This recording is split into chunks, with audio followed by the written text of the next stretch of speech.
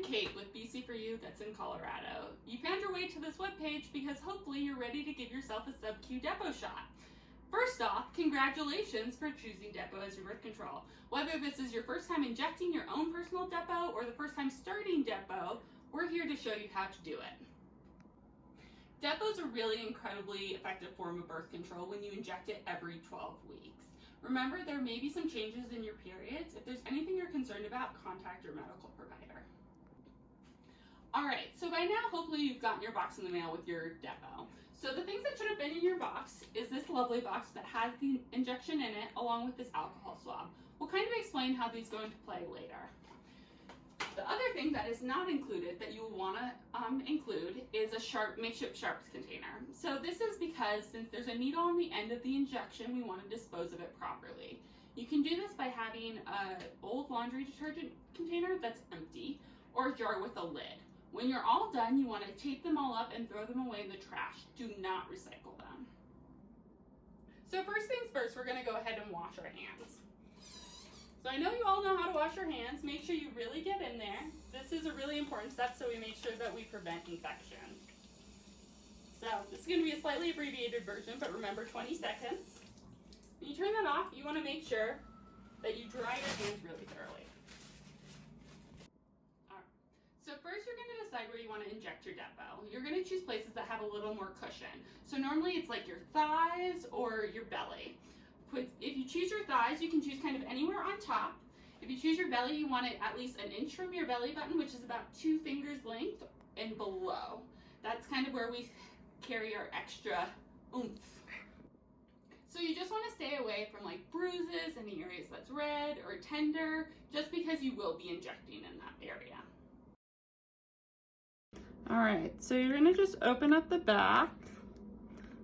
There's just this little tab. Opens up. You'll notice that there's a couple different parts.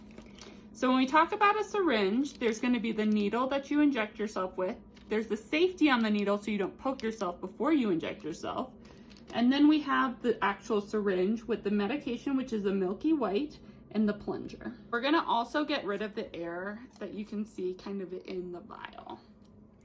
So the way you're going to do that is open up your needle, hold on the plastic part, and also remove the cap off the syringe and just pop the needle on. You can see that little bit of air. The way we're going to get it out is just push the plunger up slowly, and then ta-da, it's at the top and you're ready to rock and roll. Now you're going to go ahead and grab that alcohol swab that was in your package, open it up, and clean the area that you're going to inject. You're going to start in the center right over the area you plan on injecting and make circular motions and slowly work your way out. Now while you wait for the alcohol to dry, you're going to carefully pull off the cap for the needle. Hold the base and slowly work it off. Make sure to not touch the needle to yourself or to anything else. Okay, now take a deep breath in and out, and you're going to inject the needle at a 90-degree angle. So straight up and down, and slowly push the plunger in. Notice that the majority of the needle is in the skin until there's the plungers at the end of the valve. So we're going to go ahead and hold a cotton ball or a piece of tissue to the site that you injected for about 10 seconds. It's normal to have a little drop of blood after this. Next, you're going to go ahead and throw this away in the sharps container that we had to pull out at the beginning. Remember, it's going to be a laundry detergent bottle or a jar with a lid. You're going to put some tape over the top and just throw it in the trash can and do not recycle it. Go ahead and open the alcohol swab to use wherever you're going to clean to inject. You're going to go ahead and choose wherever you're going to inject and just start at the center and slowly work your way out in a circular motion. Go ahead and throw that away. Now, while we wait for the alcohol to dry, you're going to go ahead and remove the cap of the needle. Hold the base of the needle while you pull it away. Be careful not to inject or stick yourself. Okay, now take a deep breath in and out and hold the needle at a 90-degree angle. You're gonna slowly push it in through the skin, do the whole length of the needle, and slowly push the plunger. It may sting a little bit, but just keep pushing until all the medicine is out. Now you're gonna pull the needle or engage the safety.